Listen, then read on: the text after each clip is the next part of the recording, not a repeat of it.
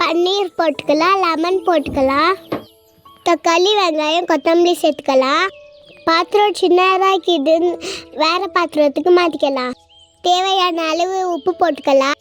மஞ்சள் தூள், மிளகாத்தூள், தனியாத்தூள், கரம் மசாலா, பெப்பர், அரிசி மாவு எல்லாத்தையும் தண்ணி ஊற்றாத கலந்துட்டுக்கலாம். 15 மினிட்ஸ் மூடி வச்சா சாஃப்டாக மாவு ரெடி. இப்போ கட்லெட் ஷேப்புக்கு எடுத்து ஃப்ரை பண்ணி எடுத்துக்கலாம்.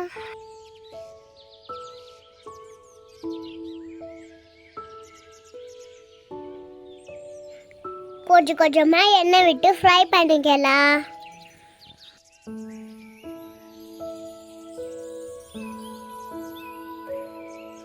Cutlet ready.